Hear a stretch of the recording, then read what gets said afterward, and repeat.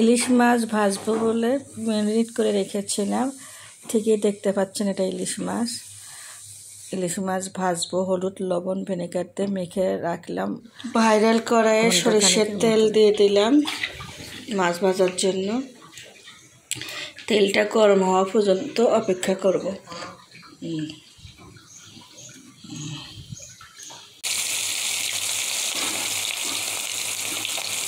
দুটো করে ভেজে নেব, যেহেতু ভেঙে দিতে পারে।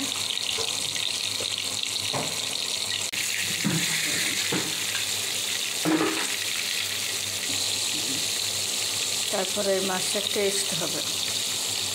ইলিশ মাছ ফ্রাই করব। আপনাদের ভাইয়ার ফ্রেন্ডেরা খাওয়ার কথা ছিল আমার বাসায়, তো সময় হচ্ছিল না ওদের। ওরা অন্য এক ফ্রেন্ডে ওদেরকে খাওয়াবে, ওরা পিকনিক হিসেবে খাবে। তা আর এক ফ্রেন্ডের বাসায় থেকে খাবার আসছে, শুধু আমাকে বলছে ইলিশ মাছ ভেজে দিতে।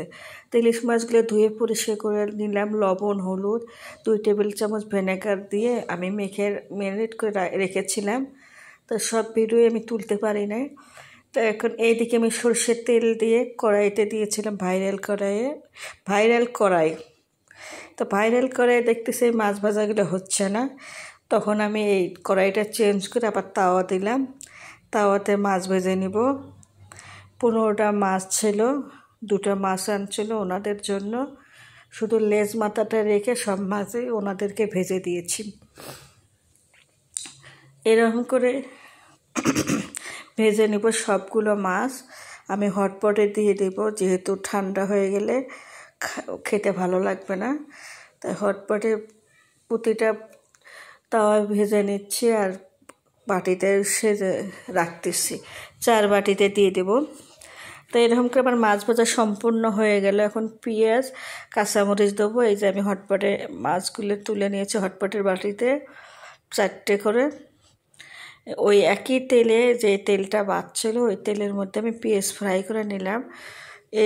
তাহলে খেতেও খুবই ভালো লাগবে, অসাধারণ লাগবে। আবার বেরেস্তা ভাজা শেষ।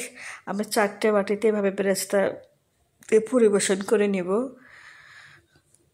আর তাড়াতাড়ি কাজ একটু সমস্যায় হয়, পেঁয়াজটা আর একটু করতাম, সময় নিতাম। এত গরম হাত দিয়ে তুলতে পারতেছে না। তাই সব বাটিতে আমি পরিবেশন করে নিলাম। এই বাটিতেও দিচ্ছি 4 বাটি মোট। 4 বাটিতে আমি মাছ দিয়েছি। আমি শুধু ফ্রাই দিছি, ওরা সব কিছু দিয়েছে, পোলাও, রোস্ট, টিকিয়া, সালাদ, সব কিছুই ওদের আয়োজন। আমাকে একটাই দায়িত্ব দিয়েছে, আমি একটাই করে দিতে। তো এই পর্যন্ত সবাই ভালো থাকবেন, সুস্থ থাকবেন। আল্লাহ হাফেজ, আসসালামু আলাইকুম।